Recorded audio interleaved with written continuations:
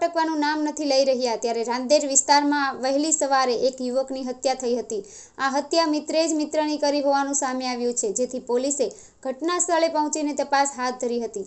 જોકે હત્યાને અંજામ આપીને હત્યારો ફરાર થઈ ગયો હોવાથી તેને ઝડપી પાડવા માટે પોલીસ દ્વારા ચક્રો ગતિમાન કરવામાં આવ્યા છે।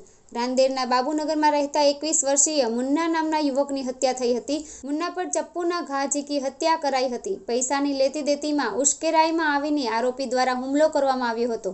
ઘટનાને અંજામ આપી હત્યારો મિત્ર ફરાર થઈ ગયો હતો, જેથી રાંદેર પોલીસ ઘટના સ્થળે આવી પહોંચી હતી। હાલ યુવકના મૃતદેહને પીએમ અર્થ મોકલી કાર્યવાહી હાથ ધરવામાં આવી છે।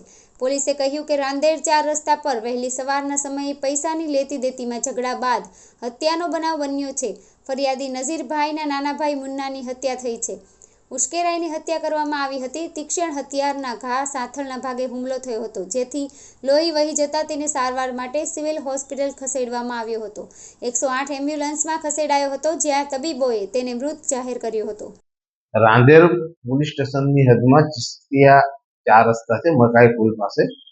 ત્યાં સવારના સમયે કંઈક પૈસાની લેતી દેતી બાબતમાં ઝઘડો થયેલ છે ને એની અંદર ખૂનનું બનાવ બનવા પામે છે, જેને અંદર ફરિયાદી નજીરભાઈ છે, એમના નાના ભાઈ મુન્ના ઉર્ફે માનસિક નાઓ તથા આ કામના આરોપી જે છે એ ફારૂક મોહમ્મદ અસલમ ઉર્ફે કંડર ફારૂક પટેલ નાઓ વચ્ચે પૈસાની લેતી દેતી બાબતમાં સામાન્ય ઝઘડો થયેલ અને ઝઘડામાં આ કામના આરોપી ઉશ્કેરાઈ ગયેલ અને એને પાસેના ચપ્પુના જેવું હથિયાર હતું એ ચપ્પુનાથી એના સાથળના ભાગે ઘા મારી દીધેલ, જેથી વધારે પડતું બ્લીડિંગ થઈ ગયેલ અને પછી તાત્કાલિક 108ને બોલાવીને સિવિલ હોસ્પિટલમાં લઈ ગયેલ, તો ત્યાં સિવિલના ડૉક્ટરશ્રીએ એને મરણ જાહેર કરેલ છે અને હાલમાં આ કામના આરોપી વિરુદ્ધમાં ખૂનનો ગુનો દાખલ કરવામાં આવેલ છે।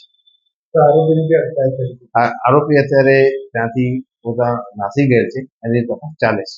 કેટલા વાગ્યાનો બનાવ હતો ને તપાસ આ બનાવ સવારના 5 સાડા 5 વાગ્યાનો છે અને પોલીસને જાણ થતા પોલીસ તાત્કાલિક ઘટના સ્થળે પહોંચી ગઈ અને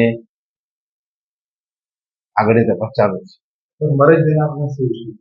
મરણ જનાર અત્યારે એની તપાસ ચાલુ છે, એટલે અગાઉ બી કંઈક ગુના પકડાય છે કે એની ખ્યાલ નથી।